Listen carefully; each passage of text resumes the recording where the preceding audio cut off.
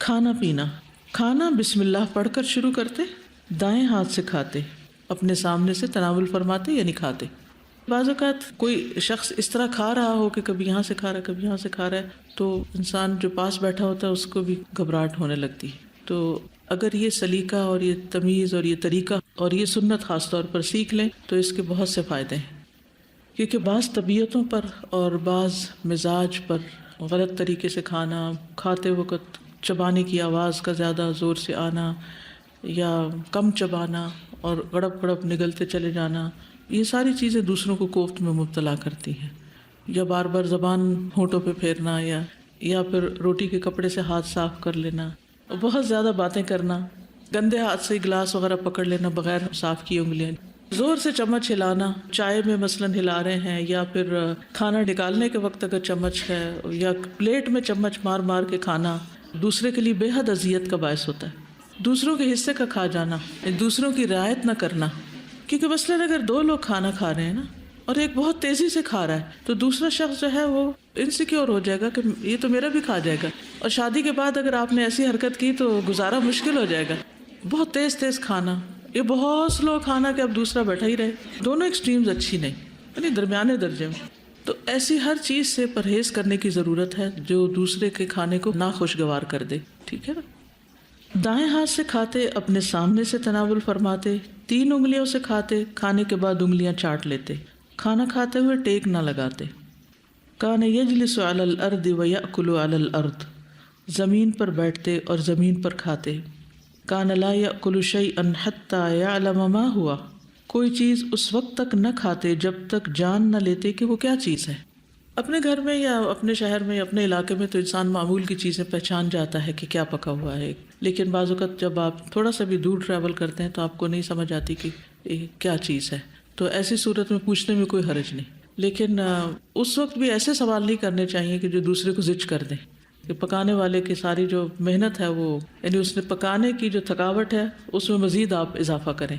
بعض علاقوں کی سبزیوں کے نام بالکل فرق ہوتے ہیں یا پکانے کا طریقہ ہی فرق ہوتا ہے کہ وہ سمجھ ہی نہیں آتی کیا پکا ہوا ہے، کیونکہ بعض لوگ اتنے مسالے ڈال دیتے ہیں کہ وہ سبزی کو اور جو بھی پکا ہوتا ہے اس کو بالکل ڈھانک دیتے ہیں، آپ پہچان نہیں سکتے کہ کیا پکا ہوا ہے۔ تو ایسی صورت میں اگر پوچھ لیا جائے تو حرج نہیں، خاص طور پر اگر آپ کو کچھ چیزوں کے کھانے سے الرجی ہو تو اس صورت میں آپ کو پھر ضرور احتیاط برتنی چاہیے۔ میں ایک دفعہ نیو جرسی میں تھی تو وہاں کسی نے لنچ پہ سب کو بلایا، ابھی ہم کھانا کھا ہی رہے تھے تو ایک خاتون کی حالت بگڑ گئی اور وہ ایک دم گر گئی اور ان کا جیسے سانس رکنے لگا، تو فوراً ایمبولینس کو بلایا، ان کو اسپتال بھیجا، پتہ چلا کہ ان کو شرمپ ہوتا نہیں جو جھینگے جو ہے اس سے ان کو الرجی تھی، اور شاید چاول کے اندر جھینگا تھا یا کس چیز میں تھا، تو وہ یعنی انہیں پتہ نہیں چلا اور وہ انہوں نے کھا لیا۔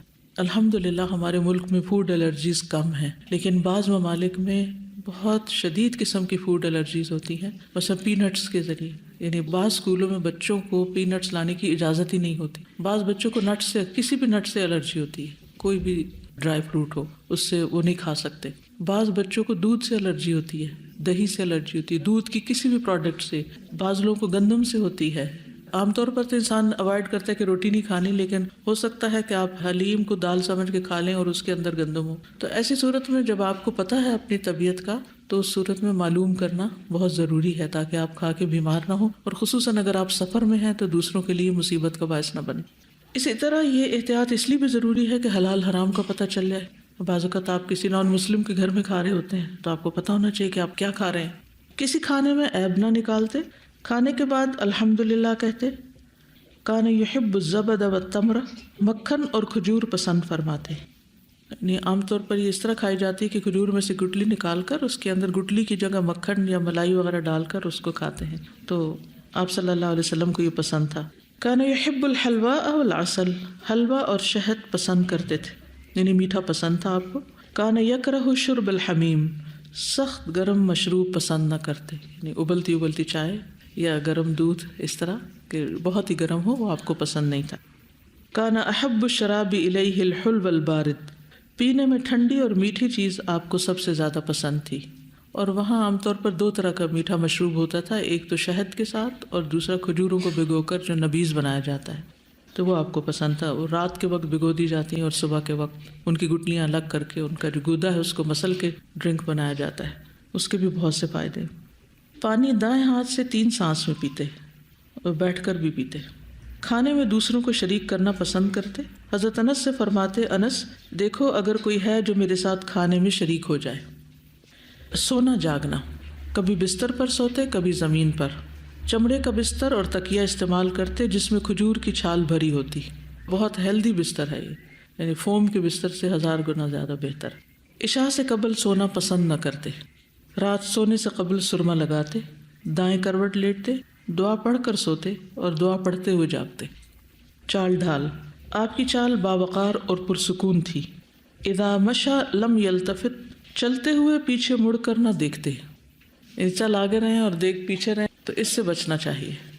سیدھا چلتے اور یوں لگتا جیسے زمین سامنے سے طے ہو رہی ہے یا آپ پہاڑی کی ڈھلوان سے اتر رہے ہوں، یعنی قدم جما کے چلتے تھے، قدم گھسیٹ کے نہیں چلتے تھے، پورا قدم اٹھا کے رکھتے تھے۔ سب اپنی اپنی چال پر غور کریں۔ دیکھیے اگر آپ اپنی چال درست کر لیں گے تو آپ کی کئی عادات بھی درست ہو جائیں گی، کیونکہ چال کا تعلق عادات سے بھی ہے، اور پھر سنت کی پیروی میں اگر آپ ایسی چال چلیں گے تو اس میں اجر بھی ہے۔